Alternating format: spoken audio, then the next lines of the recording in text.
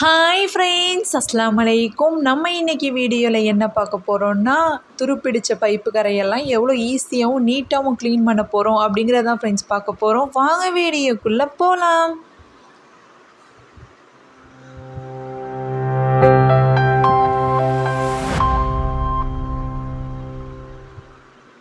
ஒரு பவுல் எடுத்துக்கோங்க friends. Packing சோடாவும் பேஸ்ட்டையும் வச்சு தான் இப்போ நம்ம துருப்பிடிச்ச பைப்பை ரொம்பவே க்ளீன் பண்ண போகிறோம். ஒரு ஸ்பூன் அளவு பேக்கிங் சோடா ஆட் பண்ணிக்கோங்க. உங்கள் வீட்டில் எந்த டூத் பேஸ்ட் இருக்கோ நீங்கள் அந்த டூத் பேஸ்ட்டை எடுத்துக்கலாம். இந்த பிராண்டு தான் யூஸ் பண்ணணும் அப்படின்லாம் கிடையாது. நம்ம வீட்டில் இருக்கக்கூடிய டூத் பேஸ்ட்டை நம்ம எடுத்துக்கலாம். இந்த மாதிரி நல்லா மிக்ஸ் பண்ணி விட்டுருங்க. ரொம்ப ட்ரையாக இருக்கிற மாதிரி இருந்துச்சுன்னா அதாவது 1 ட்ராப் அளவு தண்ணி ஊற்றிக்கோங்க. ரொம்ப தண்ணி ஊற்றிடாதீங்க, அப்புறம் அதில் பவர் போயிடும். எமர் ஷீட் இருக்குது இல்லையா ஃப்ரெண்ட்ஸ், அதை 2ஆக இந்த மாதிரி கட் பண்ணிக்கோங்க. உங்களுக்கு எவ்வளோ தேவையோ அந்தளவு நீங்கள் கட் பண்ணிக்கோங்க. இந்த பைப் போட்டு ஒரு 13 இயர்ஸ் ஆகுது ஃப்ரெண்ட்ஸ், அதாவது 13 வருஷம் ஆகுது. அதாவது இந்த வாஷ் பேசன் நாங்கள் யூஸ் பண்ண மாட்டோம் இந்த சிங்க்கை, அதனால் இது ரொம்பவே துருப்பிடிச்சு போயிடுச்சு. பாருங்கள், நம்ம இந்த பேக்கிங் சோடாவையும் பேஸ்ட்ரியும் இந்த எமர் ஷீட்டையும் வச்சு தான் நம்ம அழுத்தம் கொடுத்து தேய்ச்சி விடணும். உங்களுக்கு முன்னாடி நீங்கள் பார்த்ததுக்கும் இப்போ நான் தேய்ச்சி வச்சுட்டு க்ளீன் பண்ணி காட்டுறதுக்கும் நிறைய டிஃப்ரென்ஸ் இருக்கும் ஃப்ரெண்ட்ஸ். நீங்களே பாருங்கள். நம்ம வச்சுருந்தோம் இல்லையா டூத் பேஸ்ட்டையும் பேக்கிங் சோடாவையும், அதை வச்சு இந்த மாதிரி நல்லா எல்லா இடத்துலையும் தேய்ச்சி விடுங்க. துருப்பிடிச்ச பகுதியிலலாம் இந்த மாதிரி நல்லா தேய்ச்சி விடுங்க. தேய்ச்சி விடும்போது உங்களுக்கே நல்ல டிஃப்ரென்ஸ் தெரியும். அது போகிறது அந்த கலர் பிளாக் கலர் போகிறது உங்களுக்கு நல்ல டிஃப்ரென்ஸ் தெரியும். பாருங்கள் ஃப்ரெண்ட்ஸ், அந்த சைட்லலாம் அதோடைய துரு கரைகள் தான் ஒரு மாதிரி அழுக்கு மாதிரி நிற்கிது பாருங்கள். தேய்க்கும் போதே கைகளெல்லாம் அது பரவிருச்சு. அந்த பாருங்கள், சிங்க்லேயுமே அது தெரியுது. எமர் ஷீட்டை வச்சு நாங்கள் நல்லா க்ளீன் பண்ணியாச்சு. நீங்களும் இந்த மாதிரி க்ளீன் பண்ணிங்கன்னா அந்த பைப் ரொம்பவே புதுசு போல் பளிச்சுன்னு இருக்கும். பேலன்ஸ் இருக்கக்கூடிய அந்த பேக்கிங் சோடா பேஸ்ட்டையும் நம்ம ஃபுல்லாக அப்ளை பண்ணி விட்டுறலாம். எமர் ஷீட்டை ரொம்ப பெருசாக கிழிச்சிடாதீங்க. இந்தளவு சின்ன சின்னதாக கிழித்து நல்லா இந்த மாதிரி தேய்ச்சி விட்டிங்கன்னா பைப் புதுசு போல் இருக்கும். இருங்க, நான் கழுவிட்டு காட்டுறேன் எப்படி புதுசு போல் பைப் பளிச்சுன்னு சூப்பராக அந்த துருகரைகள்லாம் போய் சூப்பராக இருக்குது. நீங்களே பாருங்கள். நான் 13 இயர்ஸ் ஆகுது இந்த பைப்பு போட்டு, அதனால் ரொம்ப துருப்பிடிச்சு போயிடுச்சு. நீங்கள் அப்பப்போ நீங்கள் பைப்பை க்ளீன் பண்ணிட்டீங்க அப்படின்னா புதுசு போல் பைப் சூப்பராகவே இருக்கும். கண்டிப்பாக இந்த டிப்பை ட்ரை பண்ணி பார்த்துட்டு எனக்கு கமெண்ட் செக்ஷனில் கமெண்ட் பண்ணுங்கள். அதாவது கொஞ்சம் கஷ்டப்பட்டு தான் ஃப்ரெண்ட்ஸ் தேய்க்கணும். ஏன்னா ரொம்ப நாளாகுது நம்ம யூஸ் பண்ணாதனால ரொம்பவே அந்த பைப் துருப்பிடிச்சு போயிடுச்சு. உங்களுக்கு நல்லாவே டிஃப்ரென்ஸ் தெரியும் ஃப்ரெண்ட்ஸ். முன்னாடி அந்த துருப்பிடிச்சதுக்கும் இப்போ நம்ம தேய்ச்சி முடித்ததுக்கப்புறமும் அந்த கலர் உங்களுக்கு நல்லா சேஞ்ச் ஆகிறது தெரியும். இது சில்வர் பைப்புக்கு மட்டும் கிடையாது ஃப்ரெண்ட்ஸ். பிளாஸ்டிக் பைப்புலேயும் துருக்கரை இல்லை பாசி பிடிச்ச மாதிரி இருந்துச்சுன்னா இதை மாதிரியே நீங்கள் ட்ரை பண்ணிங்கன்னா, சில்வர் பைப்பாக இருக்கட்டும் இல்லை பிளாஸ்டிக் பைப்பாக இருக்கட்டும், ரெண்டுத்துக்குமே யூஸ் பண்ணால் நல்ல ரிசல்ட் இருக்கும். அந்த அடியில் அந்த தண்ணி வடிகிற அந்த ஹோல் இருக்கு இல்லையா, அதுவுமே ரொம்பவே பிளாக்காக இருந்துச்சு. அதையுமே இந்த மாதிரி எமர் ஷீட்டை வச்சு நல்லா நீங்கள் தேய்ச்சி விட்டீங்க அப்படின்னா அதில் உள்ள அழுக்கு பேந்துக்கிட்டு வர்றது நல்லாவே தெரியும்.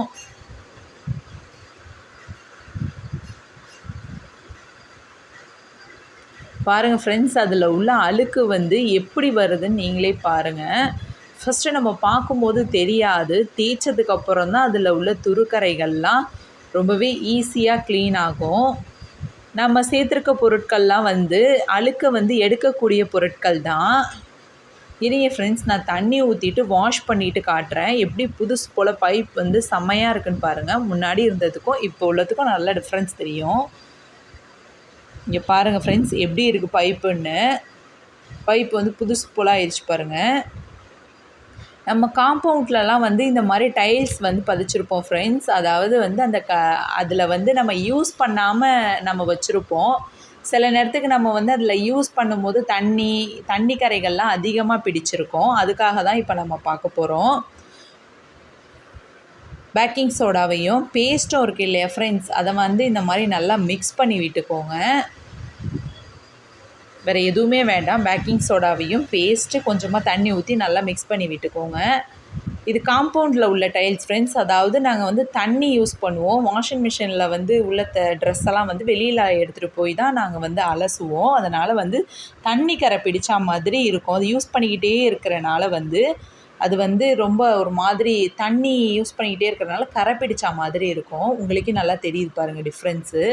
நான் வந்து க்ளீன் பண்ணுறதுக்காக செலக்ட் பண்ணி அந்த 4 டைல்ஸில் மட்டும் இதெல்லாம் அப்ளை பண்ணி காட்டுறேன் ஃப்ரெண்ட்ஸ். எவ்வளோ ஈஸியாக க்ளீனாகுது அப்படிங்கிறத மட்டும் நீங்கள் பாருங்கள். அதாவது நம்ம பேக்கிங் சோடா டூத் பேஸ்ட்டெல்லாம் நம்ம போட்டிருக்கோம்ல ஃப்ரெண்ட்ஸ், அதை வந்து இந்த மாதிரி ஊற்றி நல்லா தேய்ச்சி விட்டுருங்க. அதாவது ஒரு 30 நிமிஷம் அப்படியே விட்டுருங்க ஃப்ரெண்ட்ஸ். ஏன் அப்படின்னா ரொம்ப நேரம் நம்ம விட்டனால தான் அதில் உள்ள அந்த கரைகள்லாம் வந்து பேந்துக்கிட்டு வரும். இந்த பாருங்கள், இந்த மாதிரி நல்லா நீங்கள் வந்து எல்லா பகுதியிலையும் நல்லா தேய்ச்சி விட்டுருங்க. எல்லா டைல்ஸ்லேயுமே நல்லா படுற மாதிரி ஒரு அரை மணி நேரம் அப்படியே விட்டுருங்க ஃப்ரெண்ட்ஸ். அதுக்கப்புறமா எமர் ஷீட் இருக்கு இல்லையா, அதை வச்சு இந்த மாதிரி நீங்கள் தேய்ச்சி விட்டீங்க அப்படின்னா அந்த அழுக்கெல்லாம் வந்து எவ்வளோ அழகாக பேந்துட்டு வருது நீங்களே பாருங்கள். இதுக்குமே எவ்வளோ டிஃப்ரென்ஸ் இருக்குதுன்னு பாருங்கள். அதாவது ஒரு அரை மணி நேரம் விட்டுடணும். நான் வந்து ஒரு 10 மினிட்ஸ்லேயே நான் தேய்ச்சி விட்டுட்டேன். அதாவது நாங்கள் வந்து க்ளவுஸ் போடாமல் க்ளீன் பண்ணோம் ஃப்ரெண்ட்ஸ். நீங்கள் வந்து க்ளவுஸ் போட்டுக்கிட்டு க்ளீன் பண்ணுங்கள். அதுக்கப்புறமா வந்து க்ளவுஸ் அதாவது ஜவுப்பை இருக்குது இல்லையா, அது வீட்டில் இருந்துச்சு. அதை வச்சு நாங்கள் வந்து கவர் பண்ணிக்கிட்டோம். லப்பர் பேண்ட் இருந்துச்சு அப்படின்னா அதை வச்சு நீங்கள் அழகாக க்ளோஸ் பண்ணி விட்டுக்கிட்டு அதுக்கப்புறமா எமர் ஷீட்டை வச்சு நீங்கள் தேய்ச்சி விட்டிங்கன்னா அந்த டைல்ஸில் உள்ள அழுக்கு கரைகள்லாம் எவ்வளோ நல்லா போகுது பாருங்கள். இதுக்காக நம்ம ஆசிட் ஊற்றணும், ஹார்பிக் ஊற்றி தேய்ச்சி கழுவி விடணும் அப்படிங்கிற அவசியம்லாம் இருக்கவே இருக்காது ஃப்ரெண்ட்ஸ். இதை வச்சு அதாவது வீட்டில் இருக்கக்கூடிய பொருட்கள் வந்து ஒரு பேஸ்ட் இருக்கும் நம்ம வீட்டில் கண்டிப்பாக. நீங்கள் பேக்கிங் சோடா மட்டும் கடைகளில் வாங்கி இந்த மாதிரி நீங்கள் கொஞ்சமாக தண்ணி ஊற்றி அப்ளை பண்ணி விட்டிங்கன்னா அந்த டைல்ஸ் வந்து புதுசு போல் செம்மையாக இருக்கும் ஃப்ரெண்ட்ஸ். நீங்கள் கண்டிப்பாக ட்ரை பண்ணி பாருங்கள். வெளியில் நம்ம தண்ணி யூஸ் பண்ணுற இடத்தெல்லாம் அடிக்கடி நம்ம தேய்ச்சி கழுவி விட மாட்டோம். அதாவது அந்த தண்ணி கரை வந்து அப்படியே பிடிச்சு போயிடும். இங்கே பாருங்கள், நீங்கள் இந்த மாதிரி எமர் ஷீட்டை வச்சு நல்லா தேய்ச்சி விடும்போது அது வந்து டைல்ஸ் வந்து புதுசு போல் இருக்கும். இதுக்காக நம்ம வந்து இதை பேத்துட்டு புது டைல்ஸ் போடணும் அப்படிங்கிற அவசியம்லாம் இருக்காது. இது வந்து வெளியில் உள்ள டைல்ஸ் ஃப்ரெண்ட்ஸ், அதாவது காம்பவுண்டில் உள்ள டைல்ஸு. சப்போஸ் கெஸ்ட்டு யாரும் வந்தாங்க அப்படின்னா கூட நீங்கள் வந்து இந்த மாதிரி நீங்கள் இதுக்கு முன்னாடியே பேக்கிங் சோடா போட்டு இந்த மாதிரி நீங்கள் நீட் பண்ணி வச்சிட்டிங்கன்னா பார்க்குறதுக்கு வந்து ரொம்பவே நீட்டாக இருக்கும். நம்ம அதிகமாக தண்ணி இங்கே யூஸ் பண்ணுறதுனால அந்த தண்ணி கரை தான் இது. இந்த மாதிரி நீங்கள் எமர் ஷீட்டை வச்சு அழகாக ஒரு க்ளவுஸ் போட்டுக்கோங்க. க்ளவுஸ் இல்லை அப்படின்னா ஜவுப்பை இருந்துச்சுன்னா அதை வந்து லப்பர் பேண்டு போட்டு நல்லா இந்த மாதிரி க்ளோஸ் பண்ணி விட்டுக்கிட்டு நீங்கள் தாராளமாக தேய்ச்சி விடலாம். இது ஒன்றுமே கிடையாது. பாருங்கள் ஃப்ரெண்ட்ஸ், நான் வந்து தண்ணி ஊற்றிட்டு கழுவிட்டு காட்டுறேன் பாருங்கள். அந்த 4 டைல்ஸ் நான் செலக்டடாக 4 டைல்ஸ் மட்டும் ஊற்றி வீடியோக்காக நான் இது பண்ணுறேன். ஏன்னா மற்ற எல்லா டைல்ஸையும் தேய்ச்சோம் அப்படின்னா அந்த வீடியோ வந்து ரொம்பவே லென்த்தாக போயிடும். அதனால் செலக்டடாக 4 டைல்ஸ்க்கு மட்டும் தான் நான் இது பண்ணேன். கண்டிப்பாக ட்ரை பண்ணி பாருங்கள். இந்த வீடியோ பிடிச்சதுன்னா லைக் பண்ணுங்கள்.